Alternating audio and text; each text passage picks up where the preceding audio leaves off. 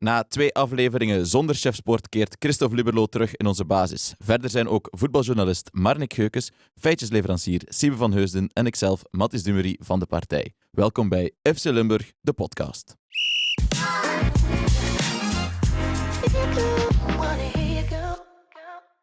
Christophe, ik heb gezien dat je graag de plaats van Guardiola inneemt. Ja, het was een fijn stoeltje. Etihad Stadium. Het grappige is, we hadden een rondleiding. Ik ga direct zeggen hoe we daar terecht zijn gekomen. En de gids die zei van, dat is de stoel van Pep Guardiola. Ik zeg, ja, hij zit er ook niet vaak in, denk ik. Nee, en we hebben hem al een paar keer moeten laten maken, want hij trapt hem telkens stuk. Maar we waren dus in Manchester met het Belang van Limburg afgelopen weekend. Omdat dit was de hoofdprijs voor de provinciale voetballer en voetbalster van het jaar. Zijn de Robin van Hoege en Jade van der Steen, de laureaat van vorig seizoen. En we zijn met hen naar Manchester getrokken. Dankzij Lommel SK van de Citigroep. Ze hebben het netjes geregeld. En ook Ovamo Toyota, moet ze allemaal vernoemen. Die mee instonden voor de reis. We hebben daar dus een stadiontour gehad met heel de bende. En dan hebben we zaterdag de wedstrijd City-West Ham bijgewoond. Goeie wedstrijd? Nee. Oké, dat is Ik ga niet zeggen wie, maar een van de gasten is even in slaap gevallen zelfs. Oei. Maar jij niet? Ik niet, maar ik moet toegeven, de beleving rondom het stadion vooraf en zo was echt fantastisch. En de nacht voordien ook, of wat? En de nacht voordien ook, en de nacht nadien ook.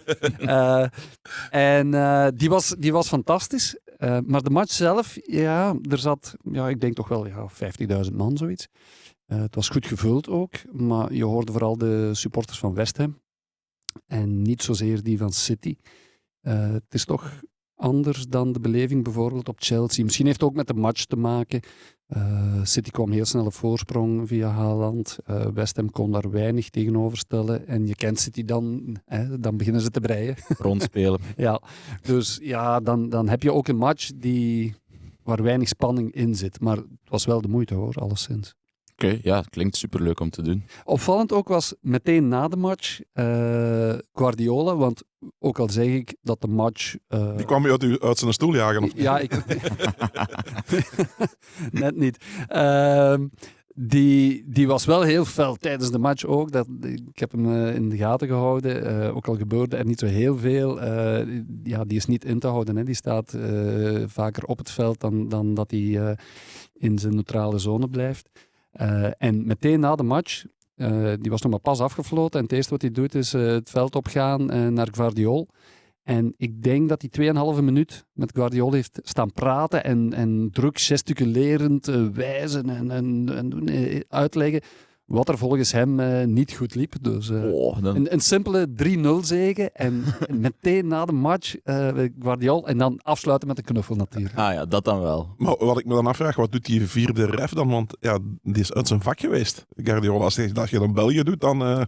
Inderdaad, dat is 6 weken schorsing. Ik heb me die bedenking ook gemaakt, maar ja, ik vermoed dat die vierde ref toch een beetje zo het gevoel heeft van, ik ben hier te gast. Dus ik zal Guardiola in zijn living maar laten doen wat hij wil doen. Ja, die vakken. Nu ook... Niet veel trainers. We zijn al blij dat we hier van de rode armbanden af zijn. Die zijn vorig jaar geschrapt. Hè? Dat is wel goed, ja. Wie zou de trainer zijn? Ik ga niet alles van de trip verklappen, want volgende week maandag verschijnt het artikel over de trip met de laureaten op de app en in de krant. Maar één dingetje toch nog van Pep Guardiola, wat ik opvallend vond. Dus als de spelers van City, als die de kleedkamer uitstappen, dan aan hun linkerkant staat een heel groot bordkader. En toen wij er waren, was daar zo een rolgordijn zeg maar voorgetrokken. Dus we konden niet zien wat erachter was. Maar de gids heeft dan uitgelegd wat daar was. En dat is een idee van Guardiola. Dus elke speler die bij City komt, of er al is, die moet een foto uitkiezen die hem dierbaar is. Dus of dat nu met uw hond is, of met uw pa, of met uw vrouw, of weet ik veel wat. En die wordt dan in die kader gehangen. Maar het rolgordijn, ik heb dat niet gevraagd, maar ik kan me er iets bij voorstellen. Waarom is dat afgeschermd om het speciaal te houden? Dus, Of voor privacy, nee? Ja, of rondleidingen. ja, voor privacy ook. Ja. Maar ik denk toch ook om het speciaal te houden. Want 2 minuten voor de aftrap, of voordat ze buiten gaan, dan wordt het rolgordijn naar omhoog gedaan. En dan komen de spelers er langs. En de ene die raakt even zijn foto aan. Er is iemand die er een kusje op geeft, zei de gids zo. Dus iedereen wandelt dan voorbij de foto waarop dat een moment staat dat voor hem belangrijk is. Om even aan te geven van... En er staat zo daarvoor doe je het. Staat geen foto boven zo van Guardiola met een vinger zo van Pep's watching you? Nee, maar wel prachtig. Nee, dat niet. Maar ja, op die manier. En ik denk dat rolgordijn dat het daar ook voor is. Ook omwille van privacy natuurlijk. Maar toch dat je... Want als je daar elke training, moment voorbij loopt, dan wordt het gewoon. Ja. En dan is het alleen op dat moment dat je daar voorbij komt, dan tik je dat aan. Mooi verhaal. Heel leuk. Ideeën voor Genk en STVV, zou ik zeggen. Ja, zeker en vast. Ik heb daar nog dingen gezien, dus als Peter Kronen of Mr. Tateishi nog wat tips nodig heeft... Moeten ze jou bellen. Ze bellen maar. Ja, ideaal bruggetje, want ik vond het al moeilijk om van Guardiola naar STVV te gaan. Voilà, alstublieft. Dank u wel, Christophe. Als ik u nog eens kan helpen. Ja, graag. Kerstcadeautje. Over kerstcadeautjes gesproken, in Sint-Truiden zullen wel vaak de truitjes van dit weekend onder de boom gelegen hebben, of zullen ze onder de boom liggen? Wat vonden jullie van de truitjes om voorzitter David Meekers een hart onder de riem te steken? Geweldig. Echt, er iets over vertellen nu, daar krijg ik het al koud. Ja, ik heb ook al vaak aan hem gedacht, omdat je moet weten, de rol van David Meekers, die kan je zelfs niet overschatten bij STVV. Dus hij is al zo lang is hij de link geweest eigenlijk tussen de Japanse eigenaars en bestuurders en dan de lokale community. En hij heeft dat altijd op zo'n speciale manier gedaan. Het is echt het is iemand die heel verbindend werkt. En die heel veel gewoon gezond boerenverstand wil ik het noemen. Positief bedoeld natuurlijk. Maar is echt iemand die gewoon met 2 voeten op de grond staat, maar die zo belangrijk is in die club. Ik herinner me, we hebben hem, ik heb al een keer 2, 3 denk ik, hem samengebracht met Peter Kronen voor een derby. En dan denk je mochten de supportersclans allebei zo zijn, zoals David Meekers en Peter Kronen, met zoveel respect voor elkaar, maar toch ook nog wel plezant, regelmatig zo nog eens een steek onder water van STVV richting Genk. En andersom, zoals het ook moet, want je zei het rivalen, maar de manier dat zij dat konden ook onder woorden brengen, het was, leidde ons er ook altijd naartoe, maar we gaan ze nog eens samenbrengen. En Peter Kroon heeft ook al vaak naar David zijn toestand geïnformeerd en zo. Je voelt ook wel dat er echt heel veel wederzijds respect is. En ja, als je dan die aftraps, de spelers ziet oplopen. Ik heb ook het verhaal gelezen natuurlijk, bij ons van zijn zoon van Gijs. Ja, dat is kippenvel. Absoluut. En ook een heel mooi shirt daarvoor. Heel mooi. Prachtig, hè? Ja. Goed, de wedstrijd zelf dan. Ik vond STVV KV Mechelen op voorhand al een van de aantrekkelijkste affiches van deze speeldag. De nummer 4 tegen de nummer 5. 2 ploegen die normaal niet in play-off 1 zitten, die dan toch op die positie staan. En het was duidelijk dat de nummer 4 op dat moment STVV meteen heel graag wou winnen. Hè. Dat lieten ze direct zien. Ja, was het zo'n beetje een reactie op Anderlecht? Ik weet het niet. Wouter Franke zei vorige week hier ook van... Was met een beetje een ontgoocheld gevoel toen van het veld gestapt. Maar kom, we gaan door. De volgende gaat er weer volop zijn. En het was er volop, de eerste 20 minuten. En zij moeten dat zeker thuis ook doen. Hè.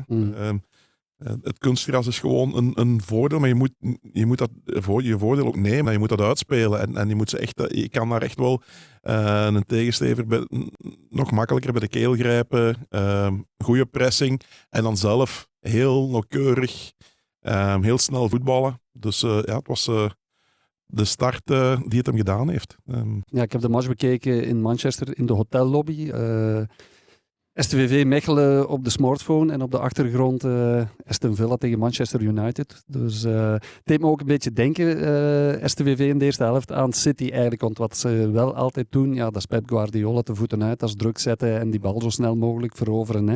Want ik zei nog, Tegen de fotograaf naast me zaterdag. West Ham had op een gegeven moment een minuut de bal. En dat leek echt een eeuwigheid.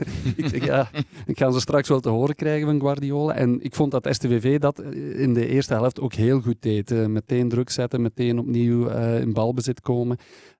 En toen ging de bal ook goed van voet tot voet. Na de rust was dat moeilijker. Maar het knappe is dan wel, als je die matchen ook nog over de streep kan trekken, dan zegt dat veel over het seizoen dat STVV aan het spelen is. Ja, inderdaad, want ze komen snel op voorsprong via Van Helden. Direct daarna moet Gotto eigenlijk al de 2-0 maken. En dan heb je heel de wedstrijd het gevoel, maak toch die tweede goal, want het gaat fout aflopen. Ja, maar het loopt niet fout af. Nee, meestal loopt dat inderdaad fout af. Hè. Dat gevoel kreeg ik. Ja. Maar in een goed seizoen loopt dat niet fout af. Nee. En dat hebben ze nu dus en heel dat hebben ze duidelijk. En ze hebben ook niet zo heel veel kansen tegengekregen. Nee. Alle eerlijkheid. Hè. Dus, Op het einde krijgen ze wel... Ja, einde van de eerste helft, zo een eerste echt keer dat Mechelen gevaarlijk was. Maar Maar het is nooit dat ze hebben nooit de volledige controle verloren. Nee. Ze hebben... Ze hadden wel zelf minder controle, omdat ze zelf minder onnauwkeurig werden. Maar echt helemaal achteruit hoefde het niet. Nee, op het einde krijg je dan wel een logische druk van Mechelen. Heeft dat dan ook een beetje te maken met de vermoeidheid die wel duidelijk in deze ploeg zit? Tja, Taniguchi had het daarover wel, hè? Dat er een bepaalde vorm van vermoeidheid is. Nu, dat is niet abnormaal. Anderzijds, als je kijkt naar andere ploegen, ja, daar zijn de speelminuten nog hoger dan bij STVV. het is wel zo dat zij heel vaak met dezelfde spelers spelen. Ja. Dat heeft ook te maken met dat de kern iets smaller is. En bovendien, als het goed gaat, waarom zou je wisselen als je één wedstrijd per week speelt? Maar het wordt mentaal ook zwaarder natuurlijk. Ik bedoel, het is ook pittig als je daar van boven staat. Nu, ik denk, de stress beneden is nog een stuk erger. Als je alleen maar omlaag moet kijken. Wat is daar ook al, ik bedoel, die strijd om die plaats in de play-offs, ja, dat is mentaal zal dat ook wel een beetje wegen. En ja, iedereen zal wel blij zijn met de vakantie. Maar zoals Christophe zei, dus er zijn wel ploegen. We zijn een beetje aan het vergelijken. Hè. Zoals bijvoorbeeld bij Gent is het iets minder, de belasting. Maar andere, ja, ik bedoel, de 3 clubs die Europees spelen. Union, Club Brugge, Genk, ja, die spelers zitten daar 1000 minuten boven. Hè. Dus die hebben allemaal nog 30% meer met 6-7 spelers. Nog meer minuten achter hun naam. Dus, Ja, Gunther Schoofs, onze STVV-watcher, die is het voor ons aan het uitzoeken en die had me al een paar cijfers doorgestuurd. En bij STVV zijn er blijkbaar 5 spelers boven de 1500 speelminuten, waarvan Kokubo alles gespeeld heeft. De rest van die 5 boven 1500. En bij Gent is er geen enkele, bijvoorbeeld. Nee. Maar ja, bij Genk bij Genk bijvoorbeeld. bij Genk zitten ze boven de 2500. Ja, dat is een groot verschil. Ja. Maar ook een grotere kern. Ja, voilà. Dus inderdaad, er zijn ook wel. Maar ja, ik bedoel, ze hebben wel met man of 5, 6, 2500 minuten, ja, die heb je gespeeld. Een grote kern, Ja. dat heb je wel. Ja, Die zitten in de benen. Hè. Nu bij Gent minder belasting en toch klagen erover. Of toch veel krampen, de Mil dit weekend. Ja, de Mul vindt dan dat zijn voorganger niet zo geweldig goed gewerkt heeft. Waarom zou dat zijn? En die voorganger zat dan naast hem. Dus ja. Goed, terug naar STVV. Eigenlijk stond het al een beetje in de sterren geschreven dat zij tegen Mechelen opnieuw gingen winnen. STVV zet zijn sterke reeks tegen KV Mechelen gewoon verder. De Truienaren wonnen nu 7 van hun laatste 8 duels, met tussendoor 1 gelijkspel. En zo is het al sinds 11 maart 2023 geleden dat KV Mechelen STVV nog eens kon kloppen. Voilà, en zo staan ze nu 11 punten voor op Genk, dat 7e staat. En dus wordt voor het eerst echt geroepen in Sint-Truiden, we gaan sowieso play-off 1 Goed halen. zo. En dat gaat lukken, hè? Ja, Dat natuurlijk. gaat lukken. Maar ik vind het ook vooral goed dat ze het durven uitspreken. Want Rijn van Helden is meestal aan de voorzichtige kant. Ja. Maar hij heeft het nu ook gewoon gezegd. En ik vind dat dat ook goed is. Ik huiver er altijd van als gezegd wordt van... We zien wel. We zien wel. Ja. En zo ook als de titelstrijd gaande is. Hè. Ja. Ja, ik weet het. Journalisten, wij dus. Wij vragen ook elke keer van jullie zijn titelfavoriet. Hè. En dan wordt er altijd zo omheen gepalaverd. Zeg dat gewoon, spreek die ambitie ook uit. Het wil niet zeggen dat je zegt van, dat je de titel kan pakken, dat je zegt van wij zijn de enige ploeg die kampioen zullen worden. Dat is niet zo. Maar spreek die ambitie gewoon uit. Wij kunnen de titel pakken, maar we moeten hem niet pakken. Ja, zo is dat. Ik wil het Maar vooral waarom je verstoppen en nu ook zo? Ik vind dat gewoon knap. En ik vind ook... de reden waarom dat dan niet gedaan wordt, is dat je achteraf erop gepakt wordt. Ja, dat moet ook niet. vind niet dat je dan achteraf moet zeggen van jullie hebben gezegd dat je play-off 1 gaat halen en het is niet gelukt.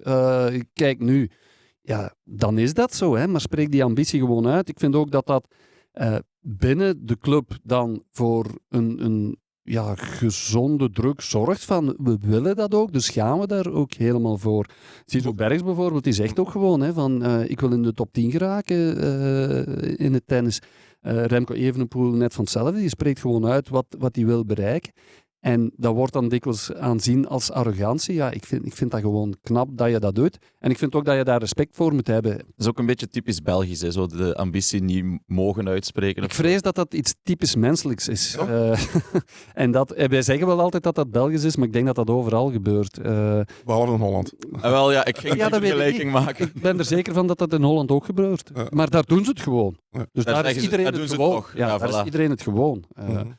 Nu... Ik bedoel, 11 punten, dat zijn 4 matchen. Bijna. Dus, en je moet ook zien, STVV doet het vooral thuis enorm goed. En als je het programma ziet, zij krijgen dus thuis de volledige onderste helft van de rangschikking nog. Hè. Ik denk echt wel, het kan moeilijk nog mislopen. Een opsteker voor Franke en elke STVV-fan. Niet dat vorig seizoen wil zeggen wat toen gebeurd is, dat het dit jaar precies hetzelfde is. Maar ik heb eens opgezocht naar 19 speeldagen. Vorig jaar was de top 6 precies hetzelfde als op het einde van de reguliere competitie. Alleen in een andere volgorde. Ja, dus het is niet dat ze als derde gaan starten. Dus, nee. Dus dan gaan we nu over naar Racing Genk. Na 19 speeldagen, 1 Racing Genk, Club Brugge, Anderlecht, Antwerpen, Gent, Union. Ja. Na 30 speeldagen Genk, Club Brugge, Union, Anderlecht, Antwerpen, Gent. Dus de 6 zelfde namen. Dezelfde naam, alleen een andere positie. Alleen Genk en Club Brugge stonden op dezelfde positie. Ja. Na de reguliere competitie. Maar dat is dus heel slecht nieuws voor Racing Genk. Het goed nieuws dat we kunnen brengen voor STVV is dan eerder slecht nieuws voor Genk. En die speelde dit weekend in Charleroi onder leiding van een interim coach, maar dat was voor de thuisploeg exact hetzelfde. Daar bestaat de kans nog dat de interim coach de coach wordt. Hè? Nou, dat is kans Cornelis. Kan zijn dat Cornelis daar coach zou blijft. Eventueel nog kunnen. Dat is bij Genk niet aan de orde. Daar gaan we het later zeker nog over hebben. Eerst over de wedstrijd zelf. Geen van beide interim coaches konden 3 punten pakken. Het werd 2-2. Vonden jullie dat een terechte uitslag?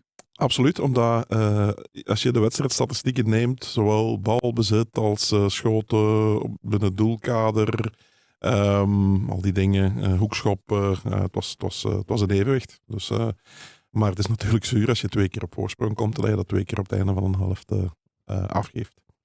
Opvallend, alle goals op stilstaande fases. Is dat dan, zijn er dan andere trainers van stilstaande fases, Nee, coaches? totaal niet, want daar heeft de hoofdcoach het minste impact op, denk ik. Want dat is iets dat altijd in handen van assistenten wordt gegeven en die daar echt wel heel ver in gaan. Maar ook daar heb je weer de 2 kanten van de medaille. Hè? Want allebei de trainers vonden het wel knap dat ze op die manier gescoord hadden, maar vonden het een drama dat ze op die manier een doelpunt hadden binnengekregen. Dus, nu, Cornelis kan ik dan wel... ik kan het ook wel begrijpen. Hè? Zeker Hans Cornelis, als je die inworp, dat is gewoon de keeper die twijfelt. En dan Heine die heel opportunistisch het afmaakt. En dan, bij de tweede goal gaat hun doelman ook helemaal niet vrij uit. En in de tweede zone was hij dan ook alleen. Maar bij Genk net hetzelfde. Dat is 2 keer een individuele fout. Eerste goal dat El-Ouadi zijn man laat lopen. En de tweede Medina. Dat is niet de eerste keer dat hem dat overkomt. We hebben al een aantal wedstrijden zo dat er nog iemand uit zijn rug komt. Ja, wat is dat? Is dat concentratie? Focus, is dat toch ook... Ja, ik weet het niet. Een combinatie van allerlei dingen, vrees ik. En het blijft gebeuren. En is dat ik stress? denk ook, ik weet het niet. Ja, misschien wel. Laatste minuut. En toch ook dat je dat als ploeg niet kan rechtzetten. Nu een bal in de rug en je man laten lopen. Ja, het is niet dat je dan elke keer... Je kan niet... Het is 2 keer een dekkingsfout. Ja, je kan niet elke tegenstander met 2 verdedigen. Maar toch, ik heb het gevoel dat... Ja, bij Genk als ploeg...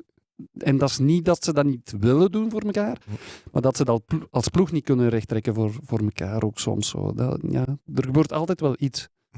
Ja, nu, die eerste goal was ook wel Heel mooi binnengetrapt, moet ik ook wel toegeven. Ja, maar ja, bedoel, de man moet ook wel gedekt staan. Staat helemaal Ja, alleen. staat dus helemaal eigenlijk alleen. Maar alle het was ruimte. prachtig. Het was net zoals hij hem ook wel heel mooi binnenlegt. Ja, Heine scoort 2 keer. Dat Ja. gebeurt ook niet. Nee, Niet maar elke ja, wedstrijd. het is 2 keer ook het stilstaande fase. Je kan ook zeggen, ja, het is zijn nieuwe rol. Hè, want ja, ze speelden dan eerder met 3 centrale verdedigers dan met 2.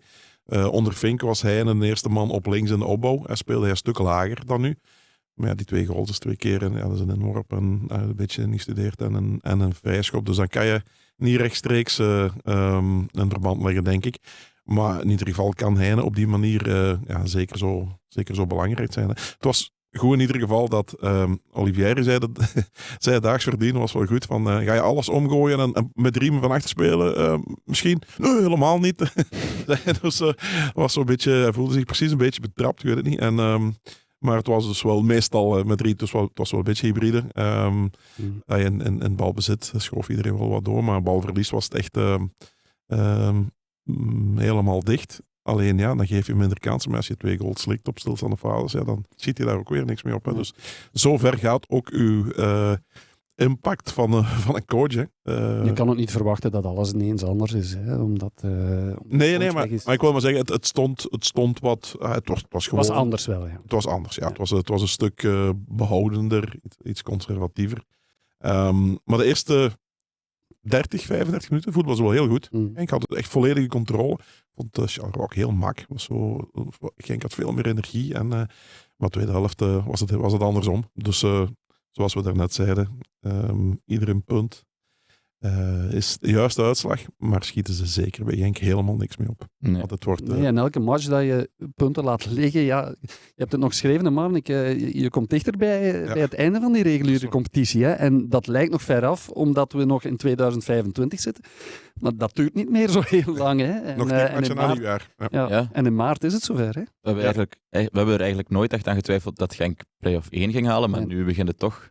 Weet je, Om serieus te dringen. op een bepaald moment moet je ook gaan ergens, als je achterstand goed maakt en inhaaljacht begint, dan moet je ook ergens gaan punten pakken waar je ze niet altijd pakt. Waarvan je niet altijd verwacht wordt. Maar dat gebeurt ook nergens. Hè. Ik bedoel, het is te veel gelijke spelen ook. We hebben nog veel te weinig winstmatchen ook, hè, Genk. Dus je moet echt gaan beginnen winnen. Vrijdag al tegen Club Brugge. Misschien dat een nieuwe coach daar voor kan zorgen. Zit er dan al een nieuwe coach op de bank? Geen idee. Brugge. Geen idee. Ik twijfel. Ik begin er meer en meer aan te twijfelen. Dat is dus vrij duidelijk. Wij zitten dus niet mee aan de onderhandelingstafel, maar we... Ja, Dat kan nu wel verwachten dat jij erbij gaat. nee, maar links en rechts hoor je dan toch wel gelukkig wat dingen. Het lijkt er toch wel op dat het nog altijd tussen 2 trainers gaat, tussen Nicky Hagen en Timmy Simons. Die ieder een beetje hun karakteristieken hebben en hun manier van werken die toch wel wat anders is dan die van Torsten Fink. Dus zover kan je dan wel daarin meegaan dat ze op die manier en in die richting op zoek zijn. De manier waarop ze nu aan het doen zijn, de procedure, dat is wel anders dan andere jaren. Dan zie je dat niet meer. Want als het alleen Dimitri de Condé was, er was altijd een lijstje van 3. Nu, ik denk ook dat die 3 namen er ook wel zullen zijn. Die 2, er zijn er altijd 2 die dienen om de prijs van de eerste een beetje zo laag mogelijk te houden. Want als je zegt, ja, jij bent de enige, ja, dan dat is niet ideaal om te onderhandelen over de centen. Hè. Maar het was altijd, nummer 1 werd afgewerkt. En pas als dat helemaal niks werd, dan gingen ze naar nummer 2. Terwijl ze nu, heb ik de indruk, zo constant met 2 tegelijk aan het praten zijn. En dat het een soort assessment is, waarbij dingen worden voorgelegd, waarbij ze echt wel getest worden. Iets wat eigenlijk, want ja, dat is ook wel een miljoenenbedrijf, eigenlijk niet abnormaal is. Maar het is in het voetbal gebeurt het niet vaak. En ik heb de indruk, en ik kan verkeerd zijn, want ik weet het niet exact, maar ik heb de indruk dat dat een beetje de rol van de nieuwe CEO is. Nieuw. Het is al meer dan een jaar van Luc Hooijbergs. Uit de bedrijfswereld. Komt uit de bedrijfswereld van Nike. Ja. Van Nike moet ik altijd zeggen van hem. Ja, dat is een officiële naam. Ja. En ik heb zo het gevoel dat zijn insteek zo'n beetje is. Dimitri de Condé heeft ook altijd gezegd van het moeilijkste dat ik vind is een nieuwe trainer kiezen. Vind ik veel moeilijker inschatten dan spelers. Dat is natuurlijk ook zo. Hè. Je bent daar... Nu, Ocharme, Nicky Haaien en Timmy Simons, want ik heb ooit 1 keer een assessment gedaan en ik ging nog liever naar de tandarts. Ik vond het wel plezant, zo'n rollenspelletje. Ja, dat rollenspel, ja, inderdaad. Maar al die Ben je fan van oefeningen, grondelijke deugd. Ja, het was toneel, hè. Het is een beetje zoals hier, hè. Een beetje uit uw nek lullen. En dat kwam dan wel goed en dan geeft het blijkbaar een ontspannen indruk. Dus dat is toch... maar nu ook... ik hoor niet ook dat het... dan gaat het ook met vragenlijstjes en zo, hè. Een beetje de psychologie. Achterkomen van hoe iemand te werk gaat, wat zijn aanpak is, wat zijn kwaliteiten zijn. Dus ik vind het echt niet abnormaal, maar het is ongewoon in het voetbal. Ja, maar wie vinden jullie de ideale match voor Genk? Dat is moeilijk zeggen. Ik zou nu eerder voor Nicky Haaien gaan. Gewoon, hij heeft iets meer ervaring als coach op het hoogste niveau. Dus toch wel, heeft wat titels gepakt, heeft wat prijzen gepakt, heeft Champions League gespeeld. Ook in een omgeving die nu, Timmy Simons, voor alle duidelijkheid, heeft vele watertjes doorzwommen ook als speler. Heeft als speler veel meer ervaring. Ja, Rode Duivel geweest en zo, dus op het allerhoogste niveau toernooien meegemaakt. Dus op dat vlak, qua ervaring in het wereldje, heeft Timmy Simons genoeg ervaring. Maar wat Marnik zegt inderdaad, ook de omgeving die ik aangaf van Club Brugge, als je daar als coach overeind bent gebleven in een ruime tijd, ja, dan heb je wel iets meegemaakt. En wat ik altijd gewaardeerd heb aan Nicky Haaien als trainer, dat is dat hij eigenlijk met kleine veranderingen grote resultaten kon teweegbrengen. Mm. Dus die gooide niet altijd iets helemaal om, maar die bepaalde accenten veranderde hij. En ook al waren dat maar kleine accenten, dat had altijd een grote impact. Ja. En dat vind ik knap aan wat Haaien dikwijls gedaan heeft. Ik volg je helemaal. We hebben alleen maar één probleem. We kunnen moeilijk vergelijken, omdat Timmy Simons heeft bij Dender en bij Westerlo overal gewerkt. Ik heb daar te weinig zicht Dat is op ook zo. om te zien wat hij precies gedaan heeft. Ik weet nog, bij Westerlo, dat was enorm spectaculair. Er waren heel veel goals en heel veel goals tegen. Mm. Maar het zag er altijd wel heel spectaculair op. Ja. Het is iemand die heel veel nadruk legt op discipline, op fysieke paraatheid ook. Dus ik snap ook wel dat ze in die richting gaan. Maar ik vind het zo moeilijk om uw voorkeur te zeggen, omdat je hebt er niet mee samengewerkt. Je hebt er niet mee samengewerkt en ook omdat in de nationale media wordt de werkwijze van de trainer van Westerlo, die wordt daar niet fel belicht. En dat heb je met en die van Brugge, Dender helemaal Anderlecht en zo niet. ook, en met Dender helemaal niet. Dus heb je dat je daar zelf iets verder van afstaat, heb je er ook minder zicht op hoe hij precies is als coach, inderdaad. Maar bij Westerlo heeft hij het wel goed gedaan. Ja, en het zijn ook wel 2 mannen uit 1 stuk. Dus dat zijn wel gasten die voor iets staan. Dus, Denken jullie dat Haaien eigenlijk ergens blij is dat de procedure iets langer duurt en dat hij pas na vrijdag zou aangesteld worden, of is hij daar niet mee bezig? Dat denk ik niet. Nee, ik denk ook, als ze die vandaag of morgen tikken, daar moet hij niet op de bank zitten, maar ze gaan die wel gebruiken dan. Hè. Ah ja, tuurlijk. Ja. Ik bedoel, als je tegen Genk, als je met Genk tegen Club Brugge speelt, ja, ik bedoel, veel meer info kun je niet, veel betere info kan je niet krijgen. Hè. Dus ik weet ook niet of dat hij dan op de bank gaat zitten of willen zitten, of willen ze hem dan een beetje sparen en vers erin brengen op Putterstage. Bij de trofee Raymond Goethals was hij aanwezig en daar heeft hij zijn zeg gedaan over wat er gebeurd is bij Club Brugge. En ik vond ook dat hij helemaal gelijk had. Ik snap niet dat Bart Verhagen zijn uitspraak dan over het feit dat Nicky Haaien dankbaar mocht zijn. Het deed me zo wat denken aan de uitspraak van Verhagen ook een keer dat hij zo fel was geweest in de kleedkamer van de scheidsrechter. Ja. Hoe zat het weer precies? En dat hij dan de dag nadien zijn excuses aanbood in 2 lijnen en dan in de rest van het artikel dat pagina groot was, dat hij nog eens een schep erbovenop deed en heel de arbitrage onderuit moffelde. Ja. Dus, het was sorry voor de stamp, maar ik stamp nu nog eens 2 keer. Ja, zo was het. Dus ja, wat dat betreft, ik weet het niet.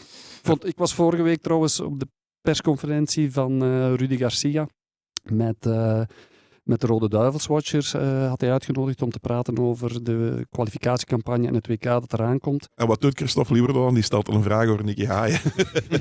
Niet rechtstreeks over Nicky Haaien, maar in alle eerlijkheid, wat er gezegd werd over de kwalificatiecampagne en het WK was nogal aan de saaie kant. Dus ik dacht, misschien heeft hij wel een mening over Fink en over Haaien. Dus vroeg ik Rudy Garcia inderdaad van wat hij vond. En hij had van een het ontslag. mening, hè? Hij had een redelijke mening, ja. Ineens was iedereen wakker die even ingedommeld was. Ik vond de verontwaardiging wel heel raar, want ja, Bart Verhagen mag wel het een en het ander zeggen over bepaalde mensen, maar andersom ligt het precies toch wel iets moeilijker. Ja, Ja. klopt wel. Ja, ik vind ook, de bond stuurde dan een berichtenwereld in om afstand te nemen eigenlijk van de woorden van Rudy Garcia, want dat hij zich moet bezighouden met de nationale ploeg en met niks anders. Ik vind Is de bond dan Vincent Mannaert? Of, Ja, dat weet ik niet. Het was een algemene mededeling die niet uit naam van iemand specifiek kwam, maar ik kan me wel inbeelden dat er vanuit Brugge ineens telefoontjes zijn geweest naar het bondsgebouw en dat ze toen gezegd hebben van ja, hier moeten we iets mee doen. Maar ik vind dat de bondscoach wel iets mag zeggen over wat er gebeurt in de Belgische competitie. Hè. Een mens mag toch een mening hebben. Ja, inderdaad. Dus vond ik ook heel raar dat hij niet zijn mening mocht uiten. Gewoon. Dus misschien moeten we de volgende keer vragen, meneer Garcia, wat vind je ervan dat je geen mening mag hebben over het Belgische voetbal? Dat is een goeie. Dat gaat weer leuk worden, denk ik. Ik ga jullie eerst wel nog jullie spelers van de week ook nog eens vragen. Marnik. Ik had eerst gedacht aan Pieter Gerkes. Want de man, Limburger, die 2 keer scoort per Cercle. En voor de eerste keer sinds augustus zeker dat ze nog eens gewonnen hadden, Cercle.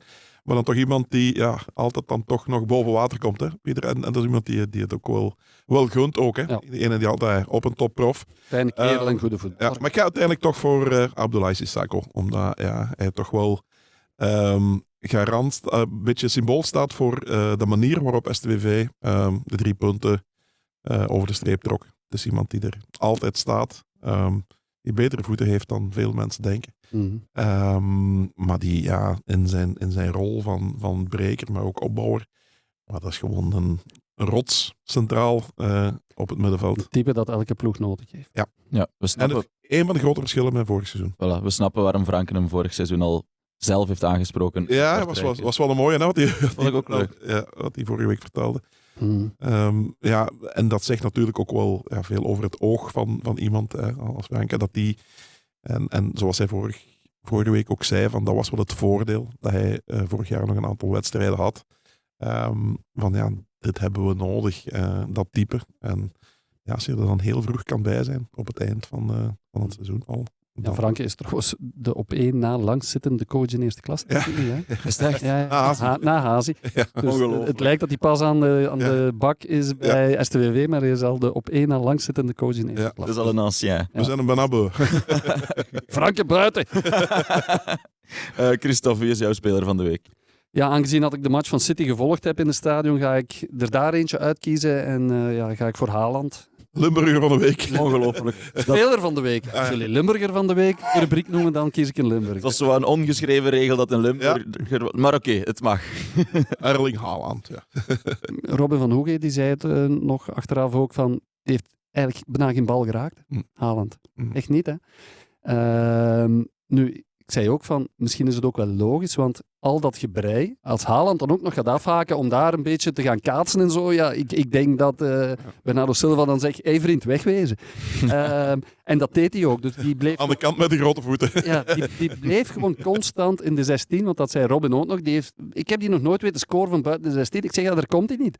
Ja, dus dan kan je ook niet van buiten de 16 scoren. Hij bleef eigenlijk altijd voorin. En voor de rest heeft hij inderdaad niet veel gedaan. Wel, bij balverlies constant direct jagen. Hè. En als je zo'n buffel op je ziet afkomen, dan ben je wel onder de indruk, denk ik. Speel je rap de bal weg. Dus dat deed hij wel, maar voor de rest bleef hij gewoon in en rond de 16. En wat dan wel opvallend was, elke keer als die bal er kwam, dan was dat vuurwerk. Hè. Dan ontplofte die precies. Hè. Dan is dat niet even afwachten of kijken van hoe of wat. Dan is het volle concentratie en volle actie. Dat is een roofdier, hè? Ja, dat is echt zo. Een roofdier, En ik moest dan ongewild toch denken ook aan Genk. Hè? Natuurlijk een heel andere speelstijl en zo. Dat is ook wel zo. Maar langs de andere kant heb je daar toch ook Steukers, Caretsas, heel veel beweging rond die 16. En is daar al veel in verbeterd. Want in het begin liep die overal. Hè? We hebben dat nogal eens gezegd. En dan bleef die meer daar in de 16 of in de punt.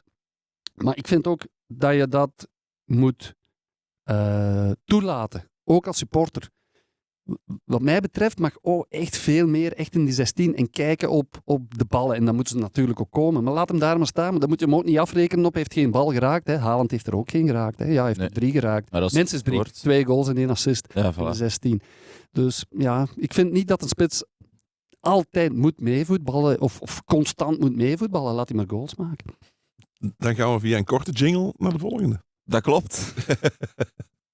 Ja, inderdaad. Ik ga je rol over. Jingle bells.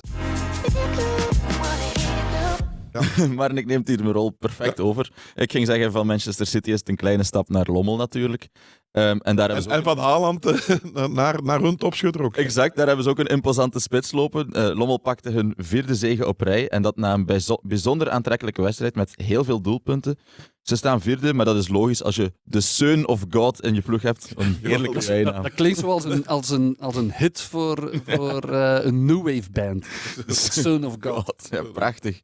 Nou ja, Seuntjes opnieuw gescoord en 4-3 gewonnen, Lommel. Ja, zijn 11e goal intussen. Hij heeft er al 11 intussen. 36 jaar.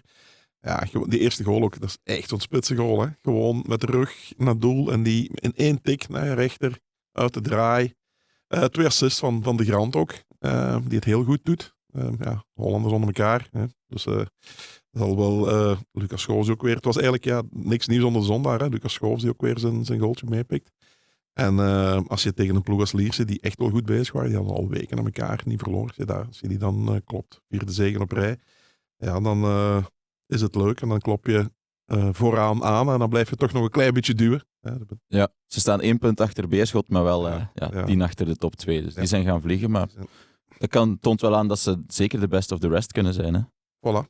Dus waarom niet? Hè? Ambitie hebben, zou ik zeggen. Want dus die ploeg is toch wel in elkaar aan het passen. Ik had er misschien nog een paar van City in mijn valies moeten steken en meebrengen voor Lommel. Dat gingen ze geapprecieerd hebben. De volgende Mercato. Zeker als zij voor jou voor de trip hebben gezorgd. Een kleine wederdienst. Wie zat er op de bank? Ja, nu die bank, die is best wel indrukwekkend nog altijd. Maar toch, we hadden het er ook nog over om echt de Champions League, om daar echt een rol in te Ze hebben veel gekwetst. Ze hebben veel gekwetst. Ja, Doku was er ook nog niet bij, bijvoorbeeld. Ja, raak hier maar eens van terug naar Patro. De bank van City naar Patro. Ja, maar de bank van Patro, daar gebeurt ook het een en het ander. Wel, inderdaad, daar zit ook wel iemand op de bank. Patro speelde ook een zeer bewogen wedstrijd op Daknam. Zijn er anderen? Nee, inderdaad. Ja. Na een halve minuut krijgen de Koempels al een strafschop. Peters zet die om, maar dan trapt een Barkie de bal die uit doel rolt staalhard op de rechtkrabbelende doelman. Wat bezielt iemand die dat doet? Maar was dat de bedoeling? Ik kan toch niet? Nee, maar ik heb ze nog een paar keer gezien. Volgens mij wilde die gewoon een doel knallen, die bal. Ja, gewoon zoals je dat wel ziet. Enthousiasme, nog eens hem erin. Nog eens bij het net, want ik kan me niet voorstellen dat je... Want je weet ook dat je dan rood krijgt. Hij had ook geen reden om die keeper eraan te vallen. Er was niet dat iets gebeurd was. Nee, in de privésfeer of zo. Ja, maar ik denk dan toch, als je profvoetballer bent en je voetbalt elke dag en je trapt op een week, hoeveel keer? Hé, maar dat veld ligt slecht, hè? Je trapt 1000 keer richting doel. Hè? Ja. En je krijgt die bal daar dan. En de keeper, hij lag niet in het midden van zijn goal. Nee. Opzij, hè? Ja, dus als hij hem echt tegen de netten wilde vlammen, er was plaats genoeg hè, tegen de netten te trappen. Ja. En dan nog op die keeper, als het je job is om te voetballen. De job van je leven. Ja. Dan, weet ik niet. Dan denk ik dat het eerder, het licht even uit en dat hij iets doet. Ik zeg niet dat dat puur opzettelijk is van, ik ga die keeper zijn hoofd eraf knallen. Dat niet. Maar er was plaats genoeg onder langs de shotten ook. Ja, gewoon enkel de bal gezien en gedacht, ik ga knallen. Of niet gedacht, gewoon. Ja. Ik moet zeggen, het was wel... We moeten Barkie zelf eens vragen. Misschien, maar. Zeg, die scheidsrechter had ook wel de week van zijn leven. Hè? Want dat was ook de scheidsrechter van Jong Genk Beveren. Dat heeft hij van Rumst nog rot gegeven, de coach. Ja, en nu hier Barkie dan daarna van Aarschot van... Na een half uur. Ja, was ook met 2 voeten. Dat was wel een redelijke schaar ook. En dan nog Stijn Stijnen in de slotseconde. Ja, na de gelijkmaker in de laatste seconde van Lokeren heeft ook Stijn Stijnen nog rood gepakt. Ja, je hebt het eigenlijk al gezegd. Het is een match zoals we die van Patro kunnen verwachten. Ja, maar uiteindelijk, het kan natuurlijk niet. Hè. Op een bepaald moment moet je... In de midweekmatch was hij niet betrokken in het tumult. Maar na de wedstrijd zei hij ook van... Ja, maar die arbiter was zo slecht... tegen Eupen, de 0-1, is er dan echt nog wel gevochten zelfs na het Zoals je al zei, de arbiter was zo slecht dat zelfs brave mensen agressief werden.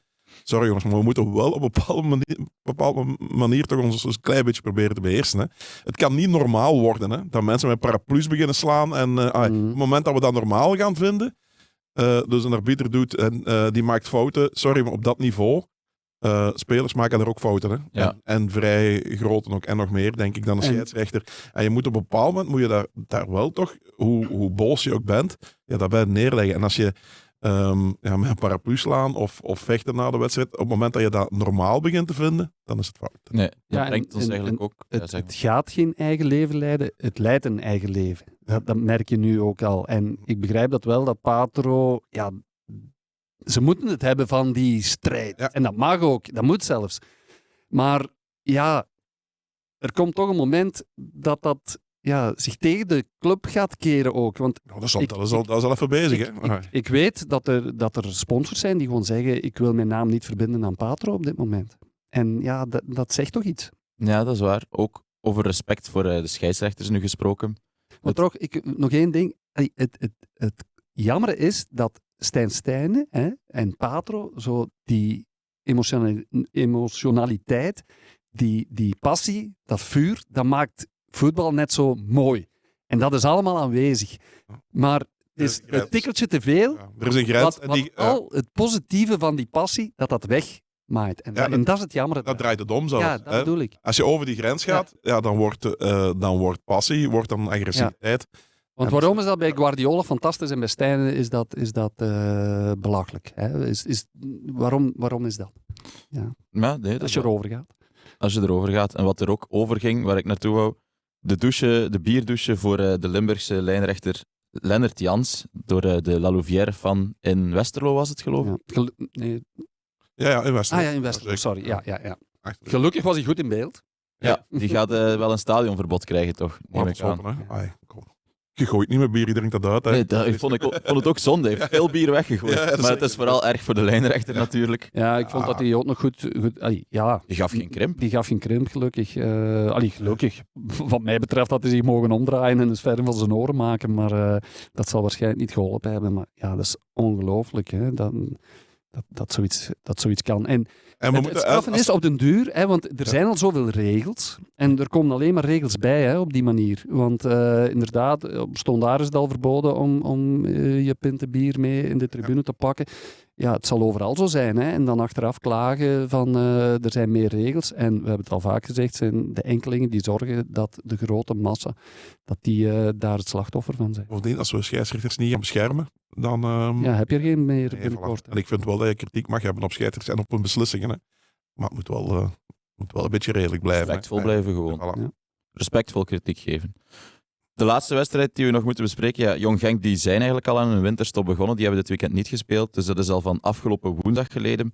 Een nederlaag thuis tegen Beveren. Marnik, wat herinner je je nog van die wedstrijd zoveel dagen geleden? Ja, de hoofdrol voor Biboet, hè, die een heel goede goal maakt eerst. En dan mist voor open doel, hè, een doel zonder keeper in. Pakt hij die bal in de bots en trapt hij naast dat 2-0 voorkomen. Ja, dan is het natuurlijk een heel ander verhaal nog. Uiteindelijk haalt Beveren het, krijgen ze weer een goal binnen op stilstaande fase. Dat is toch wel, ja, dan zie je dat het daar toch wel vaak mannen tegen jongetjes is. Maar op zich, ze hebben 16 punten, halfweg. Doe er daar 14 of 15 bij. En dan zullen ze wel net gered zijn, zullen ze wel content zijn, denk ik. Op voorwaarde dat er dus spelers doorbreken. Ik denk dat Biboet heel grote stappen aan het zetten is. Dat is dus wel het soort targetman waar ze graag mee spelen in Genk. En die ze gewoon die een beetje gewoon zijn, hè, na Onuachu en Tolu. Dus die is wel stappen aan het zetten. De Wannemaker, Haroun. Het zijn er nog wel een paar. Bavu. Er zijn er echt wel een aantal die aan het komen zijn. Ook eens benieuwd wat er met Luca Oya gaat gebeuren in de winterstop. Dat hij een transfer gaat maken of niet. Komt hij onder een nieuwe coach misschien terug in beeld voor de AKN in Genk? Weet je ook niet. Hè? Dus met een nieuwe coach, dat is altijd voor bepaalde spelers altijd meer kansen. Dus het kan zijn dat mannen van Jong Genk al doorkomen. Dus dat is allemaal een beetje afwachten. Maar ik denk dat zij aan 30 punten geraken zal wel genoeg zijn. Ik moet zeggen, net al aangehaald dat Van Rumst werd uitgesloten. coach. Ook niet echt voorbeeldig, denk ik, als je bij een jong ploeg, terwijl het eigenlijk een fantastische gast is, een heel rustige kerel. Maar het zal dan toch, hij stond ook te ver op het veld en daar was de vierde man ongelaten. Dat is anders dan bij Guard. Hij heet dan ook niet Pep van Rumst. Oké, dan zijn we rond, denk ik, voor deze week. En dan lijkt het me een goed idee dat ook wij even in winterstop al gaan, zeker. In winterslaap, ja. Het was zo vragend, precies, Mathies. Is dat goed voor jullie? Mogen we op mijn 4 kerstvakantie kerst en nemen? nieuwjaar, Mathies. Dat is je gegund. Voilà, bij deze dan al fijne feestdagen aan jullie en ook aan de luisteraars. En dank wel voor deze week nog voor de goede analyses. Dank wel ook Siebe voor de feitjes en de techniek. En tot... Volgend jaar. Ik wou het niet zeggen. Tot volgend jaar.